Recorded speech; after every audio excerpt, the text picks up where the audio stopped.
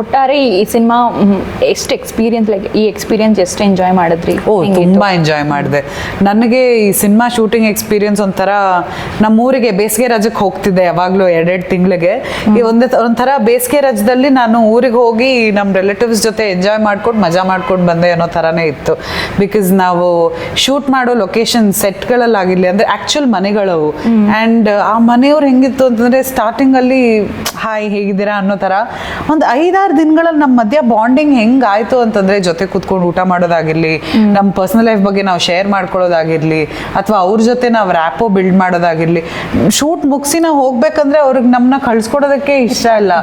ಇವಾಗ ನಾವು ಇಲ್ಲಿ ಬೆಂಗಳೂರಲ್ಲೆಲ್ಲ ಸೀರಿಯಲ್ ಶೂಟಿಂಗ್ ಮಾಡಬೇಕಾದ್ರೆ ಸೀರಿಯಲ್ ಮನೆಯವ್ರನ್ನೆಲ್ಲ ನೋಡಿ ಮುಗಿಸ್ಕೊಂಡು ಹೋಗ್ರಪ್ಪ ಸಾಕು ಅನ್ನೋ ಥರ ಇರ್ತಾರೆ ಆಯ್ತಾ, ಮತ್ತೆ ಬರಬೇಡಿ ಅನ್ನೋ ಥರ ಇರ್ತಾರೆ. ಆದರೆ ಇಲ್ಲಿ ಊರಲ್ಲಿ ಜನಾನೇ ಆ ಥರ ಐ ಥಿಂಕ್ ಮೂರ್ನವರೇ ಆ ಥರ, they very sweet people. And ತುಂಬ ಖುಷಿ ಆಯಿತು. ಇವಾಗ್ಲೂ we are in touch. And ಇವಾಗ್ಲೂ ನಾನು ಆ ಶೂಟಿಂಗ್ ದಿನಗಳನ್ನ ಮೆಲುಕು ಹಾಕ್ತಾ ಇರ್ತೀನಿ. So it was a very beautiful experience ನನಗೆ. ಬಿಗ್ ಬಾಸ್ ಫಾಲೋ ಮಾಡ್ತಿದ್ರಾ ನೀವು? ನಾನು ಸ್ಟಾರ್ಟಿಂಗಲ್ಲಿ ಬಿಗ್ ಬಾಸ್ ತುಂಬ ಇಂಟ್ರೆಸ್ಟಿಂದ ಫಾಲೋ ಮಾಡ್ತಿದ್ದೆ.